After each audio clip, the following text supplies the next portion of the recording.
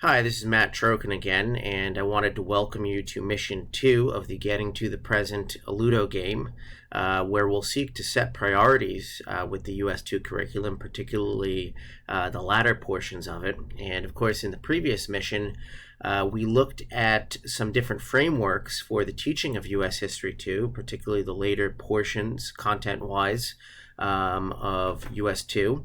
And certainly, we kind of got into talking about how it's frequently a challenge to get to the present, but also the importance of getting to the present in terms of the fact that many students, this very well may be the very last history course which they take.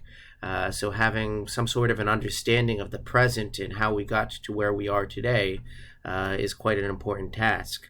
So really we looked at in the last mission of kind of how could we forge connections between both foreign policy and domestic policy events and issues during the Cold War era. And we used a testimony from Secretary of State Dean Rusk. He was Secretary of State under John F. Kennedy. And I'm paraphrasing here, but he basically said that, you can't be a country that on the global stage purports to be about freedom and equality and of equal rights under the law and deny those very same ideals to large swaths of your own citizenry. So certainly to kind of recall some of the frameworks that we were looking at, very often you'll find that in textbooks, you'll see that when you're getting into the later stages of U.S. history, you of course see the common model of looking at foreign policy issues and looking at them separately from what is going on in the domestic sphere. So, you very well might be looking at the intensification of the Cold War. Let's say, you're looking at the U-2 spy plane incident and the subsequent destruction of the Paris summit that was supposed to come forward with President Eisenhower and Premier Khrushchev. Then you're looking at the Bay of Pigs invasion and the construction of the Berlin Wall in the summer of 1961. That's all well and good, and I think it really does serve to show the intensification of the Cold War in the late 1950s and early 60s.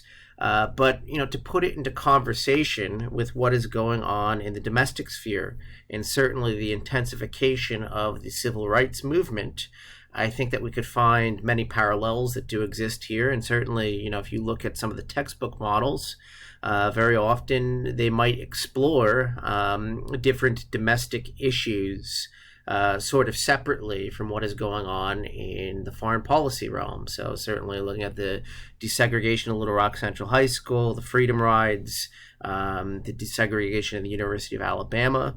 But quite honestly, I think that these events can be put in a conversation with one another. It's a way in which I've taught it. It's a way in which I feel that it has given students a greater depth of understanding really of what the United States was becoming in the Cold War era. And I think it really makes students think more critically about both foreign and domestic policy when they can kind of see events from both realms in conversation with one another. So a great way to put these types of events into conversation with one another is certainly if you could find places where the chronology is uncannily close. I think that's always helpful. But also if you could find primary sources that can kind of direct you in that way, very often it can lead to a good jigsaw activity and certainly I think discussions that can come of it. So let's say, for example, you wanted to take two events that occurred very close to one another, the Freedom Rides and let's say the Bay of Pigs invasion. I think a good place to go to would be primary sources. And if you look at when the Freedom Rides were launched versus the Bay of Pigs invasion, right there in the spring of 1961. And I think when you really examine them and you do a close reading of primary sources from both events, you'll find that there's a lot that students can draw out in terms of making connections.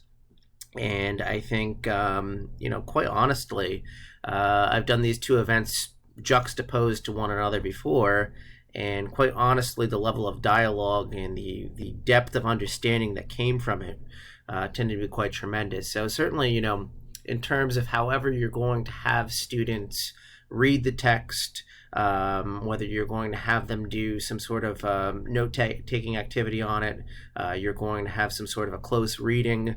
I think that's always good in terms of getting students into the frame of mind for analyzing a particular piece of text. So here's just an excerpt here from an individual by the name of Jimmy McDonald, who was a member of the Congress of Racial Equality Corps, writing for a publication known as Freedom Ways, which was a preeminent journal among certain activists of African Americans in the late 1950s and 60s, writing about his own take on the Freedom Rides of 1961. So I'll share you a little excerpt from that, and certainly we can see about putting this into conversation with another piece in just a moment. So, in his words, Jimmy McDonald, the people who participate in these rides come from a variety of backgrounds.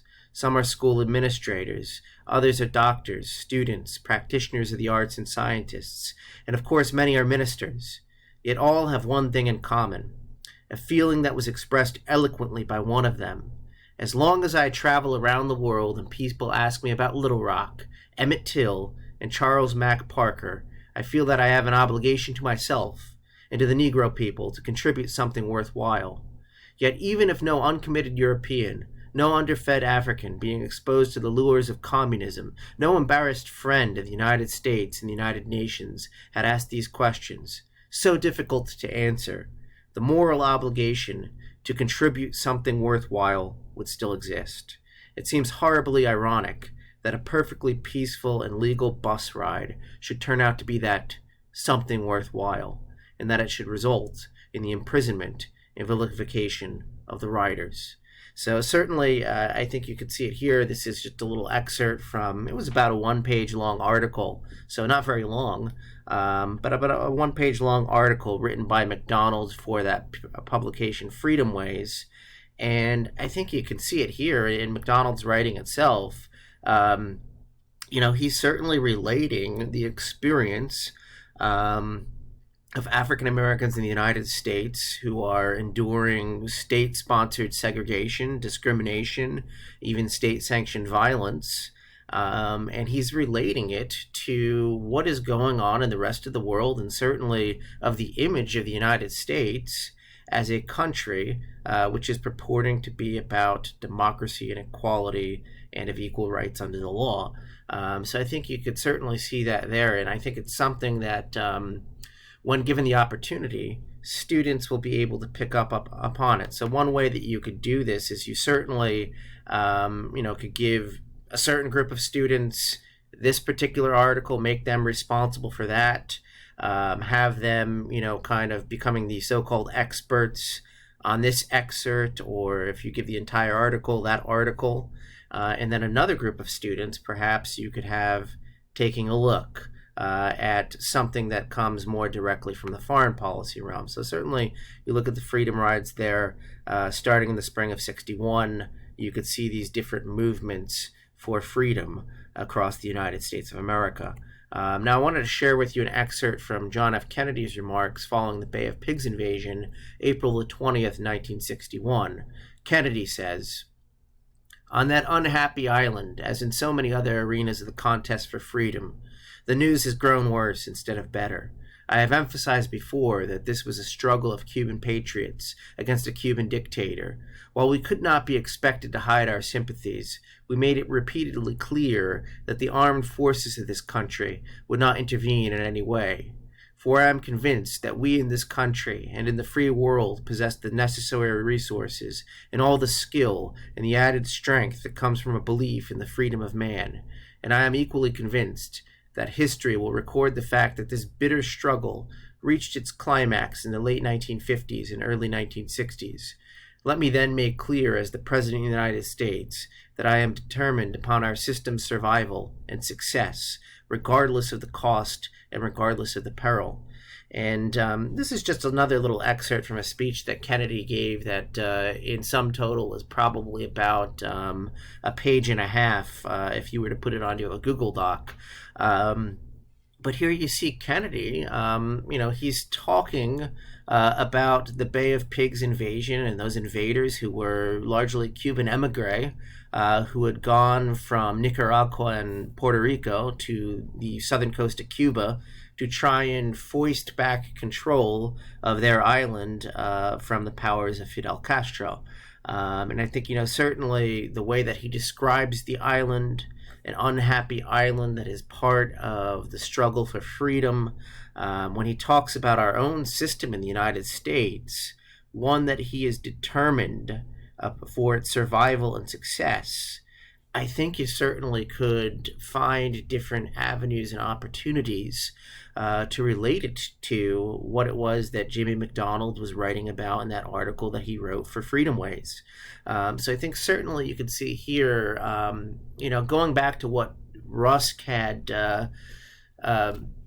put forward in his testimonies 2 years after these things were going on in 63, what Rusk had put forward in his 1963 Senate testimony, that you can't be a country that is supposed to be about freedom and equality and justice under the law if you're going to be denying basic civil liberties and civil rights to large swaths of your citizens. So I think certainly here would be an avenue by which you could use some of the uncanny chronology of events to forge this connection between seemingly unrelated events, the Bay of Pigs invasion and the Freedom Rides, both which started to take shape in the spring of 1961, but both in essence, when you look at them, you could say that these were movements for freedom. And certainly Kennedy, seeking to project the United States as the leader of the free world, maintenance of whose system he is seeking to support and bolster, you could put that into dialogue with what it was that McDonald was writing about, and certainly McDonald, far lesser known than Kennedy, but writing that article for Freedom Ways, the periodical in 1961 about the Freedom Rides. Both of them, of course, being movements for freedom. And so certainly, I think in doing maybe some sort of a jigsaw activity with this, students who were so-called experts about Kennedy's speech and those who had become the so-called experts about McDonald's article, certainly I think you could at one point have them converge to, discuss their findings. And it could be done as simply as, using a Venn diagram. What is it that we find in the middle? And I think certainly it is, the findings would lead students towards challenging some of the conceptions about the United States and its identity, the United States and its core beliefs. And I think, you could relate it back to that rather short testimony that Kennedy's Secretary of State, Dean Rusk, had given 2 years after these two events, but certainly right in the heart of the Cold War in terms of what was going on in the foreign policy situation, as well as in terms of how the civil rights movement was building up at that point in time. So it certainly could be something as simple as that, and I think certainly would be directing students towards a richer understanding of Cold War era foreign policy that is going to, of course, be influenced by their understanding of the domestic situation and vice versa. And I think once you get to the late 60s, it makes a lot of the protest movements make a lot more sense for students. And I think that's certainly a good thing, but it's also something that does create a greater level of efficiency in terms of delivery of content, while also providing that greater depth of understanding. So on the whole, I think this is something that could create a win-win. Thank you, folks, and I will finish now.